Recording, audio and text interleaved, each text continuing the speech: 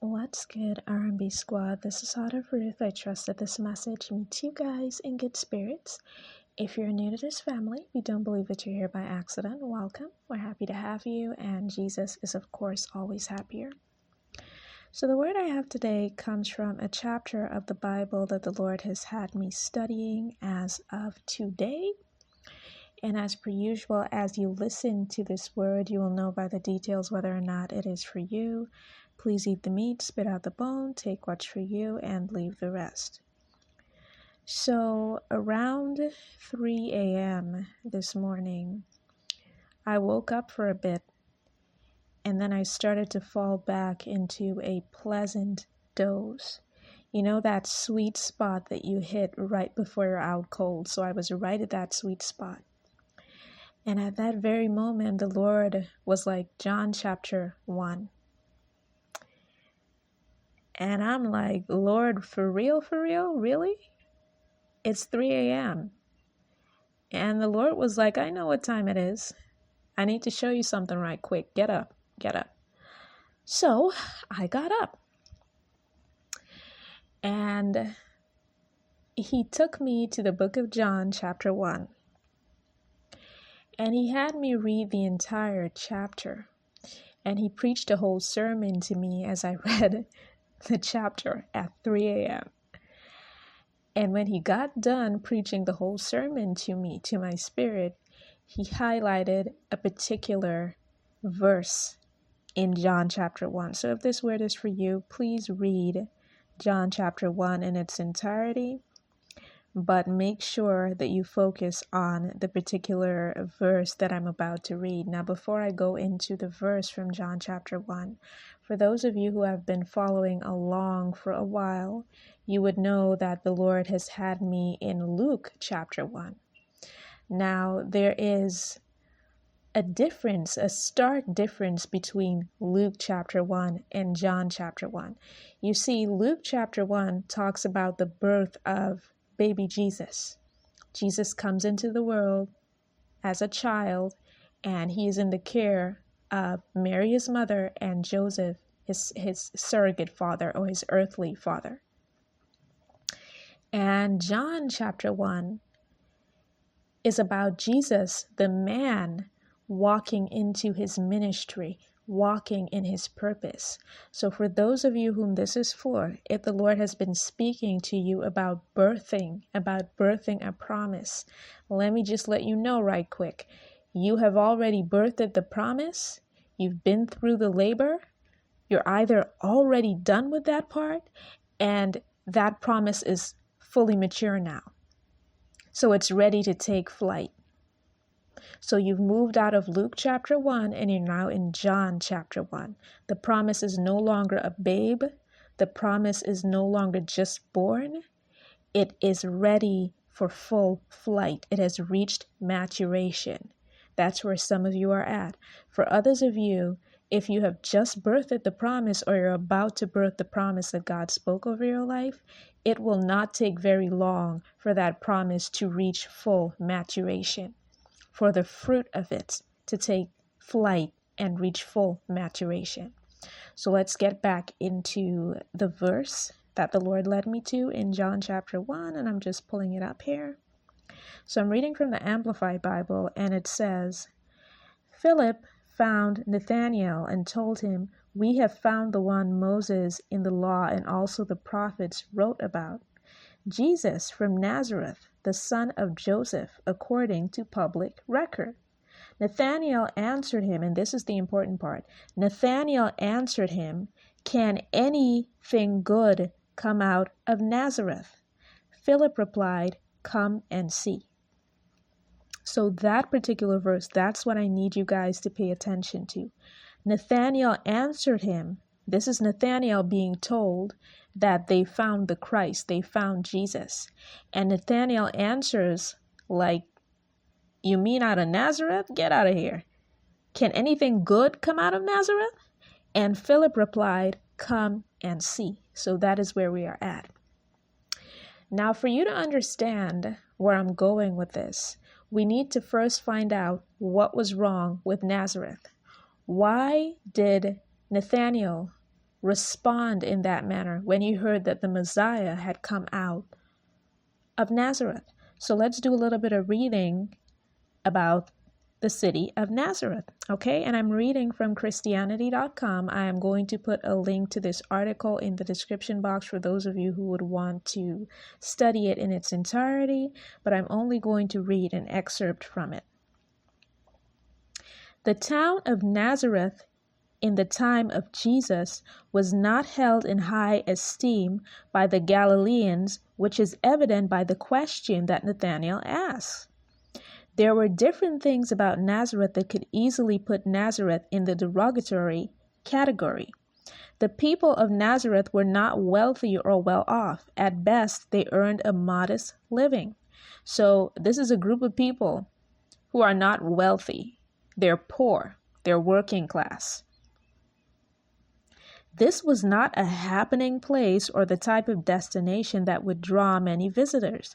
According to the Hallman Illustrated Bible Dictionary, not only was the place held in low regard, but so were the people. So not only was the city itself looked down upon by the rest of Galilee proper and the surrounding cities, but the people were also held in very low regard. Here is what is said about Nazareth.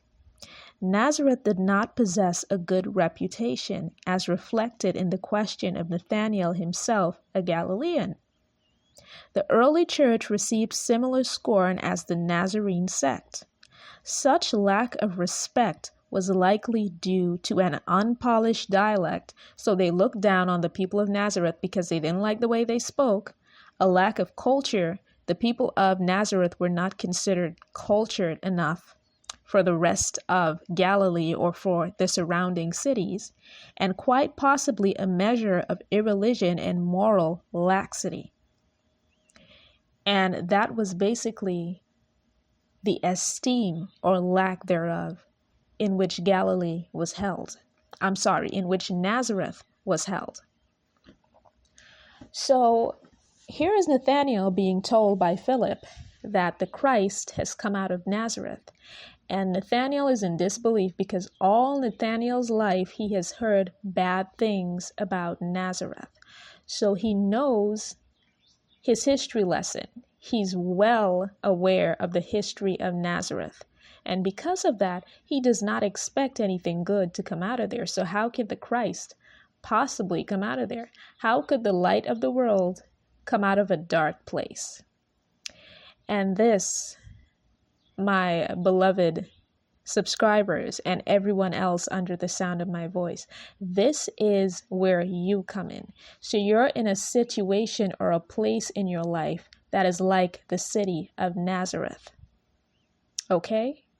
So for some of you, you're in Nazareth. For others of you, you're dealing with a Nazarene. And let me explain what I mean by that. Let me explain what the Lord means by that. For some of you, the same way that Nathanael and the rest of Galilee and the surrounding citizens in other cities outside of Nazareth looked down on Nazareth and considered it to be a place of doom and gloom that nothing good could come out of, you are currently sitting in a place where you feel like it's all doom and gloom and nothing good can ever come out of that place or that situation. Now, when Nathanael heard that the Christ had come out of Nazareth, he did not believe that whoever that man was that Philip was talking of was the Christ. He did not believe that because up until then, nothing good had come out of Nazareth. And so some of you, it's not the place, it's not a spiritual Nazareth that you're in, but you're dealing with someone who's figuratively speaking a Nazarene. So you're dealing with a person, and that person you feel like because of the circumstances surrounded that person, that there's nothing good that can come from that person, or that there's nothing good that could come from you being affiliated with that person or being attached to that person. So you guys already know where I'm going with this. Some of you are in a place spiritually that's a spiritual Nazareth, and some of you are dealing with a person who's figuratively a Nazarene. So you're standing for somebody and you don't see any good coming out of that. This could be a family member. This could be a friend. This could be your God-ordained partner. You're standing for someone, and in your eyes, this person is, figuratively speaking, a Nazarene. So you're standing in the position of Nathaniel right now. You're standing in a position of disbelief. You do not believe that anything good can come out of this situation. You don't believe that anything good can come out of you standing for this person. For others of you, it's not a person. You're standing in a place. As I said before, a spiritual Nazareth. Or you're standing in a situation. Again, a spiritual Nazareth. And you feel like that place or that situation you're in is so dark that nothing good can come out of that. And I see you. You're disgusted. That's the frame of mind you're in right now. You are disgusted. It's the end of the year and you're still in that place. You're still in that situation. You're still standing for that person. You're still standing for that figurative Nazarene. You're still in that spiritual Nazareth. And you're thinking, you're asking the Lord, what good can come out of this? You're just like Nathaniel right now. You're asking, what good can come out of this, Lord? How much longer can I stand for this person? Because you see, in the same way that Nathaniel knew the history of Nazareth, so he didn't expect much from the place. You know the history of the situation that you're in. You've got receipts to show for the place that you're in. You know your history with this person that you're standing for. And because of the history of the place you're in or the history of the person you're standing for, you can't see how that can be turned around and something good can come out of it. But you know what? God specializes in bringing light out of dark places. I need you to let that sink in.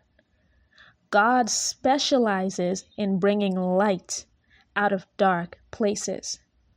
Because out of Nazareth, that place that was considered forgotten and dark, the light of the world came. And God did that on purpose to show us all of these centuries later that it doesn't matter what the situation looks like. It doesn't matter where the person came from or where they're currently at. He can use any situation or anyone for his good and for his purpose. Is that understood? So he caused the light of the world, Jesus Christ himself, to come out of the very dark, depressed Nazareth.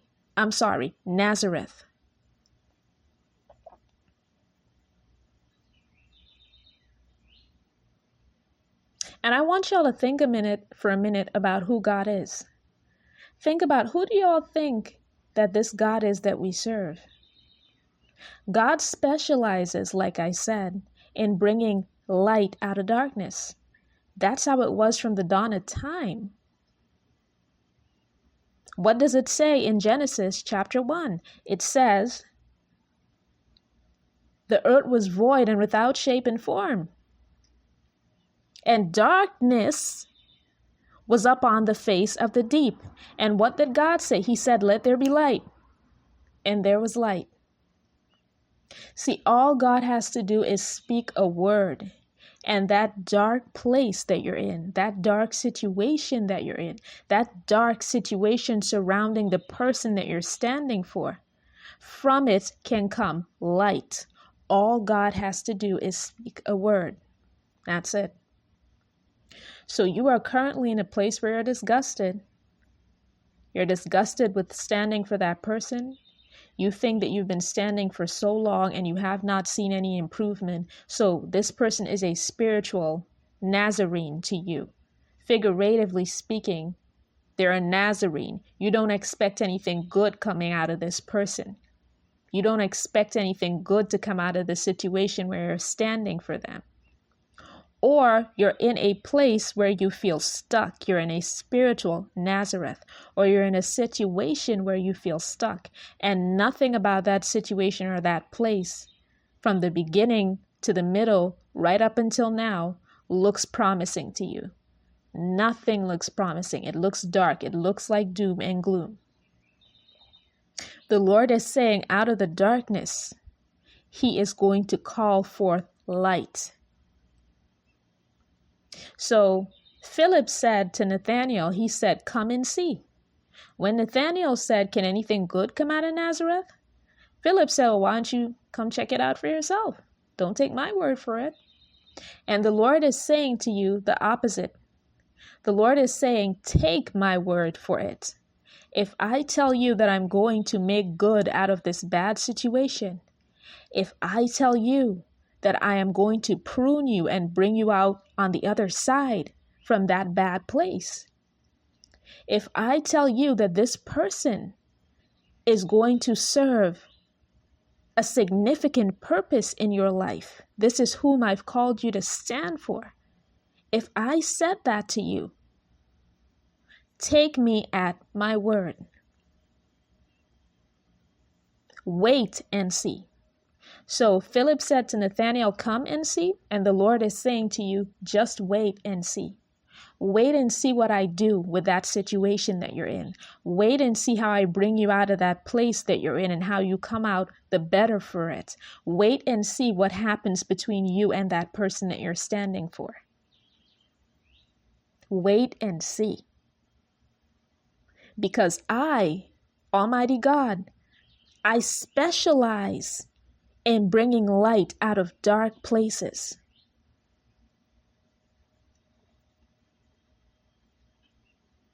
That's why we're seeing rainbows all over the place these days. God is not playing about his promises. So I hope that this message served as encouragement for those of you whom it is for. I hope it reached the right ears. I hope it blessed someone. And if you do feel like there's anybody else that you know that